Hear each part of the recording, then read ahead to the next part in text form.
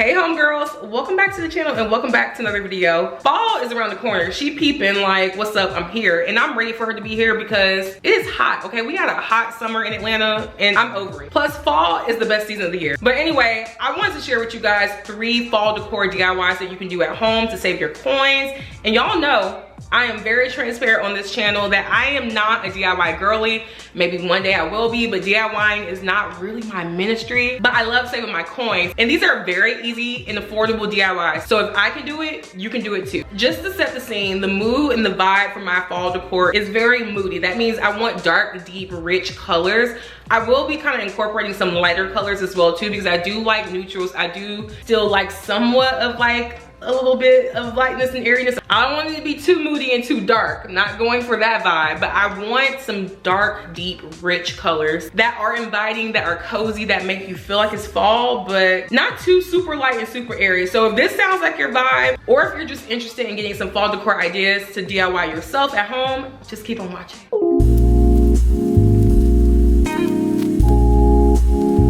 I absolutely love the texture pumpkin look, but to spend $20 to $30 for a pumpkin for multiple pumpkins is kind of crazy. So we're gonna DIY ours, starting with acrylic paint from Hobby Lobby, which is under $1.25, a paintbrush, and a little plate to put your paint on, as well as some baking soda to give it that texture, vibe, and look. And of course, you need your pumpkins. I got these plastic white pumpkins in different sizes from Hobby Lobby, as well as this paper mache pumpkin.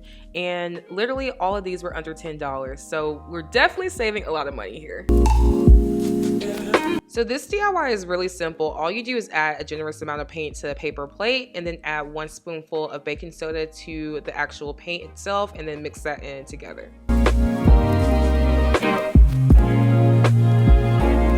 This is a pretty color so far. I think I want to add kind of like some darkness to it as well too, just to make it even more richer. But it's so pretty, and I really do like painting on these paper maches. Game changer. So if you see these paper mache pumpkins at your local Hobby Lobby, get them if you want to do this DIY. Again, we haven't painted the other pumpkins, but I feel like it will be easy to paint them. I think it's going to be completely fine. But these definitely makes it really easy to paint, and it's already looking really great. I don't think I'm going to have to go over it with like a second coat or anything. I kind of like how some of it is a little splotchy, just to kind of give it a little character, because I don't want it to be like completely perfect or anything. Plus I'm going to go back and probably do some darker spots on it anyway, but absolutely beautiful. Beautiful. So now we're painting the base coat for all the pumpkins. I will say the paper mache pumpkins were a lot easier to deal with just because it only took 1 coat of paint and they look amazing versus the white pumpkins that are this plastic material. I at least had to paint them 2 to 3 times to get them to the color that I wanted them to, and I had to let them dry in between. So keep that in mind when you're doing this DIY. I realized once I painted the base coat for all the pumpkins that I wanted more depth, more dimension, just kind of like pizzazz. So I got these sponges from Hobby Lobby and just added a lighter color paint and just kind of dabbed it around the pumpkin. Now, I'm not gonna lie to you guys, when I finished adding this lighter color to the pumpkin, I was like, this looks crazy and I'm gonna have to repaint this. But after just letting it sit for a while and adding some other 2-tone colors to the other pumpkins, I am obsessed.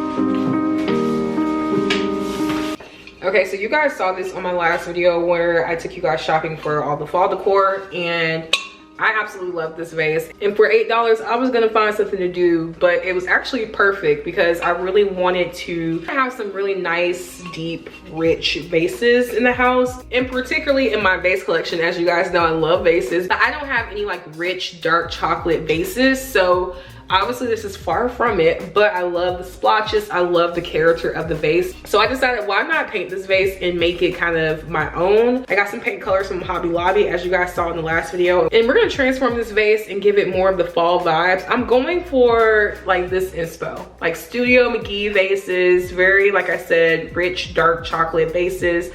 And I love how it kind of already has like a little dirt on it is what I'm kind of calling it. Something's on it, but dirt, mud, whatever. And I love that character. So I'm gonna try to preserve that as much as possible and paint around it. I think I might just like sponge the whole thing just because I really want to preserve, again, like the character of the vase. So I think painting it might really take away that character. So we're definitely gonna play around with this and see what happens. Let's hope this works. I mean, obviously I have an idea of what it will look like in my head, like I showed you guys the inspo, but sometimes when you're DIYing, things just don't come out how you think it probably should. So we gonna see. Again, I'm sharing this regardless if it looks great or not, just to tell you not to DIY it, or just maybe just to do it differently. I think all of these are pretty easy, like foolproof DIYs, but you know, you never know what's gonna happen when you're DIYing stuff. It's very like left up to your interpretation. So this DIY is really straightforward. I just mixed the paint the same way I did for the pumpkin. So a generous amount of paint with 1 tablespoon of baking soda,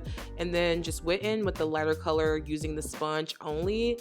And then after that went in with the darker color to give it some depth and dimension.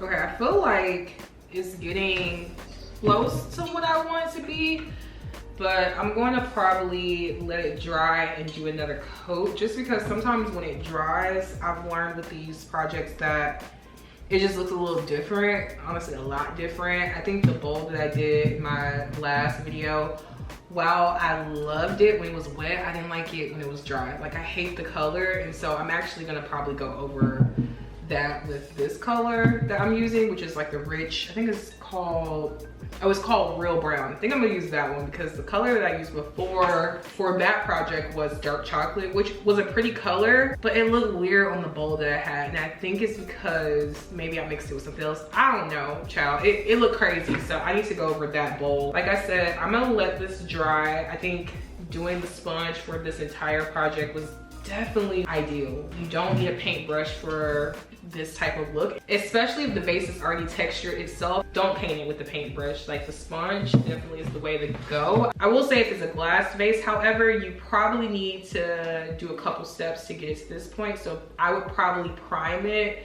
with maybe kind of like some spackle or something like that, sand it down, and then do this project with that. So let me know if you guys would be interested in a video like that. I actually have a glass vase that I want to DIY really soon, so I probably will share with you guys how I get a similar look, a texture look. But I'm also thinking about keeping that vase like very shiny too. I don't know, I'm indifferent. Let me know down below in the comments.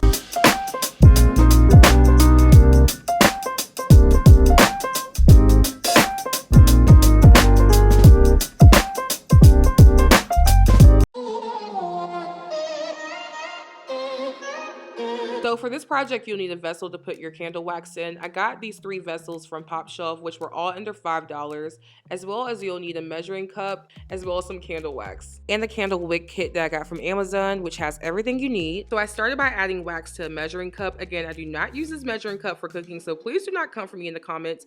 I will say this is a glass measuring cup that is pretty durable to high heat. So whatever container that you use to heat up your wax, make sure it's pretty durable and can withstand high amounts of heat. So for this project, you will need a pot, and you want to fill it up halfway with water. To heat the water, you want to bring it to a boil, but once it reaches a boil, bring it down to medium heat. So while the water was heating, I did add the candle wicks to the vessels. I will say this step takes a lot of patience to make sure that the wick is actually straight on the candle. So make sure you take your time doing this part. Now, the sticks that came with this actual kit did not really fit for this vessel because it was bigger, so I had to get creative and actually tape it together, and it fit then. So be aware of that if you do have a bigger vessel, but it works for just like the standard candles. And the stick is just used to essentially center the wick, so this is an important step you don't want to skip. So once my water was hot enough, I placed the candle wax in the pot, and please do not be like me and place the candle wax in the pot without protecting your hands with oven mitts or just like a towel. I did slightly burn myself, but oh my gosh, it doesn't compare to how I burned myself pulling this thing out. Ooh. Ooh. Oh my god. Oh my god. Oh my god. Oh my gosh. Oh my gosh. Yeah, learn from me and do not get your oven mitts wet. Try to avoid the water at all costs. But I poured the hot wax into the first vessel, which was a lot of wax because it was a bigger vessel. And then I didn't have enough wax to pour it into the last vessel I had, so I just poured it into the smaller one. I will say the texture kind of came out a little weird. It really did, but I'm okay with it. I cut the wicks and it looks so good, guys. This is how it all turned out, and I'm so happy with this DIY. I cannot wait to burn these. All right, homegirls, that is the end of the video. I hope this inspired you to do your own fall decor DIY.